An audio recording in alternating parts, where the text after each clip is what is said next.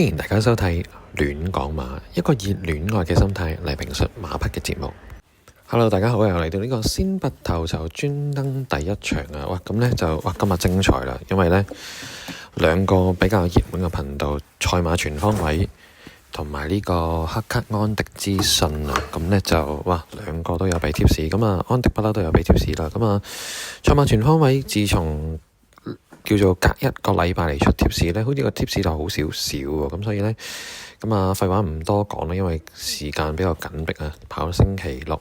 咁首先呢個安迪黑卡資訊呢，佢就貼咗呢個三重彩連贏膽啊，就係呢個全神貫注。咁其實都好正常，因為上次奧爾文都騎得好喎，留到最後一段爆出嚟。咁但係怕唔怕俾佢登到呢？應該都有啲難度，但係有啲隱憂就係，如果大家留意下姚本輝最近呢，自從個醜聞之後呢，好多熱門馬都叮咗，譬如 Eason 啊，或者好多等等就算個臨場個大飛嗰個運高八斗呢，都係冇影嘅，所以大家要留意。跟住再登嗰個叫做夢幻進區啊，咁就四重彩雙膽，佢就今次講到明話連埋全神貫注。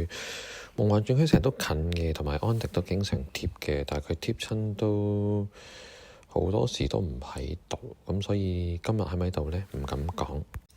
咁另外呢，佢都貼一個叫位置 Q 膽啊，叫東方寶寶啊，咁可能楊明綸呢輪旺啦，尤其是冷馬，咁上次見佢騎嘅深紅紅都係近，但係得個近咯。位置 Q 膽有冇呢？又係一個成疑問，係啦，咁呢就。然後就可以講下呢個賽馬全方位啦。咁佢直播嗰度有講好多貼士，咁其中佢講咗第一場呢，佢話佢鍾意個環球英雄，第一就係希斯轉呢個霍雲星，其實多數都有表現嘅。咁所以呢個反而我如果兩個頻道睇，我覺得呢個可能會值得大家關注下，因為始終都係3歲澳洲馬，同埋側身未見底。咁希斯嘅5班馬最近都有表現，譬如嗰個叫做準確啦，係咪？